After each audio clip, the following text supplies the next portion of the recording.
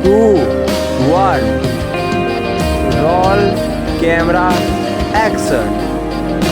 क्या आप भी जानना चाहते हैं कि आखिरकार पीपीएफ अकाउंट क्या होता है, पीपीएफ क्या होता है और क्यों ओपन कराना चाहिए? उसके बाद पीपीएफ अकाउंट में कौन कौन सा यानी कि कौन कौन व्यक्ति यहाँ पर पीपीएफ अकाउंट यहाँ पर खुला सकता है। उसके बाद पीपीएफ खोलने के लिए क्या फ़ायदे हैं। उसके बाद ईपीएफ, ये ई तो हो गया पीपीएफ और ईपीएफ, तो ये सभी क्या होते हैं आज की वीडियो में बताने वाले हैं। तो आप लोग शुरू से लेकर अंत तक इस वीडियो को ज़रूर देखिए। तो चलिए हम वीडियो शुरू करते हैं और आपको बताते हैं कि आखिरकार ये सभी क्या होते हैं। तो आप लोग ध्यान दीजिएगा। सबसे पहले यहाँ देखिए, सबसे पहले क्या है यहाँ पर आप लोग ध्यान दीजिए।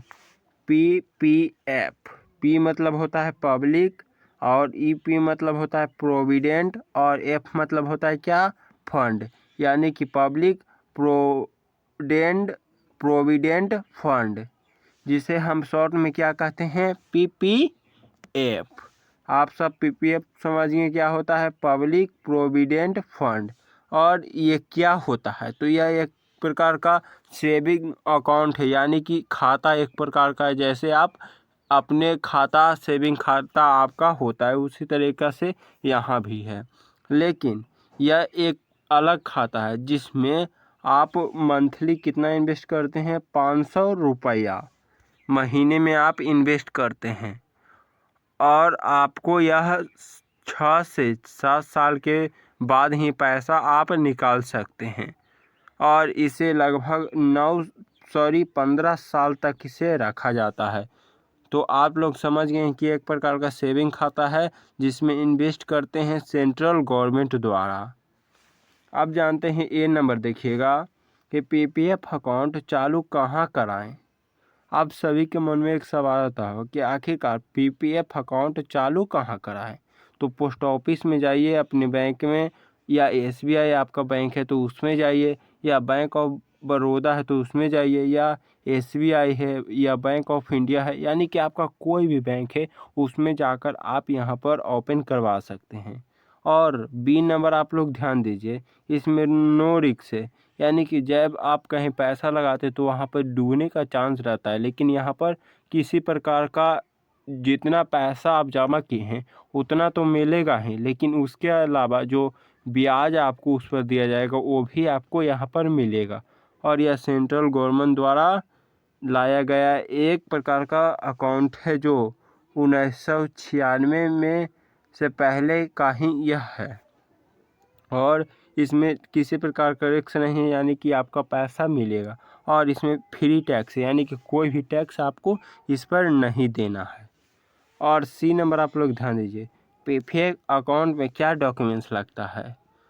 तो चलिए आज की वीडियो में बात करते हैं। तो आप लोग ध्यान दीजिए, पीपीएफ अकाउंट में क्या क्या डॉक्यूमेंट लगता है। तो आधार कार्ड, फ़ोटो, यानी कि केवाईसी करने के लिए आपका पूरा एड्रेस लिया जाएगा, मोबाइल नंबर लिया जाएगा, जीमेल आईडी लिया जाएगा और अन्य केवाईसी करने के लिए पूरा डॉक्यूमेंट्स आपसे लिया जाएगा, केवाईसी कर दिया जाएगा आपका। उसके बाद डी नंबर देखिएगा, डी नंबर क्या है, पीपीएफ ओपन करवाने में कितना पैसा लगता है। तो पोस्ट ऑफिस में जाइएगा तो फ्री में हो जाएगा, लेकिन कहीं कहीं आपसे पैसे भी मांग सकते हैं और कहीं कहीं तो आपको।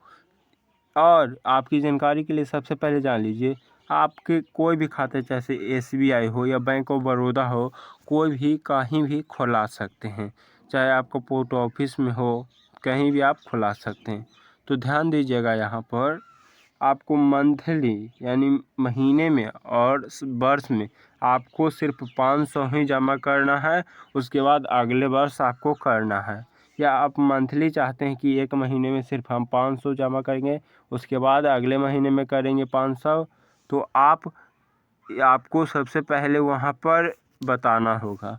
उसके बाद इसमें आप मैक्सिमम कितना यानी कि कितना रुपया जमा कर सकते हैं, 1.5 लाख रुपया से ज़्यादा आप यहाँ पर इन्वेस्ट नहीं कर सकते हैं, ये जान लीजिए आप लोग। एफ नंबर देखिएगा, पीपीएफ अकाउंट कितने समय के लिए होता है, यानी कि 15 सालों के लिए अकाउंट होता है, आप लोग ध्यान रख लीजिए। जी नंबर देखिए, इसमें इंटरेस्ट आपको 7% से लेकर 9% तक आपको मिलता है इसमें ब्याज। यानी कि जो आपके पैसे पर जो इन यहाँ पर मुनाफा हुआ है यानी कि प्रॉफिट हुआ है उसके बदले आपको दिया जाएगा। उसके बाद यहाँ पर देखिए एच नंबर, इन्वेस्टमेंट हुआ पैसा पीपीएफ अकाउंट में कब मिलता है? कब मिलता है? जब आप किसी प्रकार के इमरजेंसी हो, चाहे शादी ब्याह आपके घर में हो, तब आप पैसा निकाल सकते हैं। लेकिन आप लोग ध्यान दीजिए, 3 या 4 साल से पहले आप पैसा बिल्कुल नहीं निकाल सकते हैं। 3 से 4 साल के बीच सिर्फ आधा पैसा ही आप निकाल सकते हैं। अगर आपका 7 साल पूरा हो गया है उस अकाउंट को खुलाए हुए, तो उसमें आप 7 साल के बाद पूरा पैसा निकाल सकते हैं, लेकिन 3 से 4 साल में सिर्फ आधा पैसा निकाल सकते हैं और 1 या 2 साल में आप पैसा बिल्कुल नहीं निकाल सकते हैं। ये आप लोग जान लीजिए। उसके बाद आई नंबर देखिए, कौन कौन लोग इस खाते में ओपन करा सकते हैं?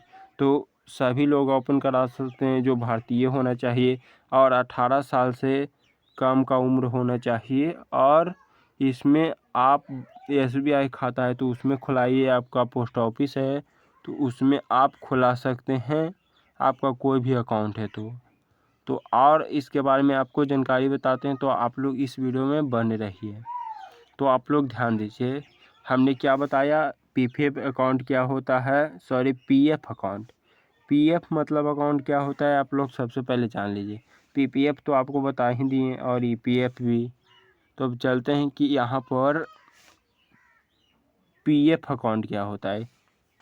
पीएफ ध्यान दीजिएगा, पी और यहाँ पर एफ, जिसे पी को प्रोविडेंट कहते हैं और एफ को फंड, जिसे पीएफ भी कहा जाता है। यानी कि यहाँ पर देखिए, पी मतलब प्रोविडेंट और एफ मतलब फंड। तो आप लोग इस बात को समझिए। तो सबसे पहले जानते हैं कि प्रोविडेंट फंड और इससे संबंधित योजनाओं के बारे में। यानी कि ये लंबे समय तक इन्वेस्ट बचत खाता है, यानी कि दीर्घकालीन, और इसमें रिटायरमेंट और सुरक्षा के लिए बनाई गई है। यानी कि कोई व्यक्ति रिटायर हो जाता है तो उसके बाद तो पैसा कहीं का स्रोत नहीं रहता है, उसके लिए ये योजना पीपीएफ अकाउंट और ईपीएफ अकाउंट बनाएगा। ये योजना विभिन्न वर्गों और उद्देश्य के लिए उपलब्ध है। PF, PPF, EPF, NPS, GPF और वीएफ, ये सभी क्या होते हैं आपको बताते हैं। तो ध्यान दीजिए, आप लोग बने रहिए। तो ध्यान दीजिएगा, सबसे पहले आप लोग देखिए, पीएफ यानी कि प्रोविडेंट फंड, यह एक प्रकार का बचत योजना है, यानी कि एक प्रकार का बचत खाता है जिसमें कर्मचारी या कोई भी व्यक्ति जो वेतन का एक हिस्सा योगदान करते हैं, यह राशि रिटायरमेंट या नौकरी छोड़ने पर दी जाती है। यानी कि आप कहीं काम करते हैं तो उसके बाद यहाँ पर दी जाती है। आप जानते हैं कि पीएफ क्या होते हैं? तो पीएफ मतलब क्या होता है, प्रोविडेंट फंड, यानी कि लंबे समय तक जो पैसा आप निवेश किए हैं उसका यह होता है। आप जानते हैं कि पीपीएफ और ईपीएफ में क्या होता है। पीपीएफ मतलब क्या होता है, पब्लिक और प्रोविडेंट, एफ और एफ मतलब फंड, यानी पब्लिक प्रोविडेंट फंड, और ई मतलब एम्प्लॉय प्रोविडेंट फंड। यानी कि ये कोई भी व्यक्ति जो 18 साल से नीचे वो खुला सकता है पीपीएफ अकाउंट, और ई पीपीएफ अकाउंट वह खुला सकता है जो यहाँ पर एम्प्लॉय है, यानी कि जो कंपनी में नौकरी किसी का लगा हुआ है, जॉब लगा हुआ, वो क्या खुलाएगा। तो आप लोग अच्छे तरीके से समझाते हैं।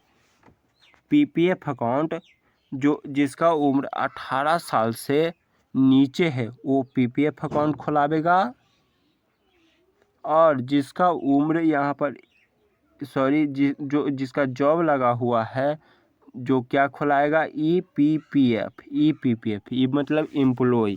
आप लोग समझ गए होंगे। आप जानते हैं कि यहाँ पर जीपीएफ को अगले वीडियो में आपको समझाएंगे।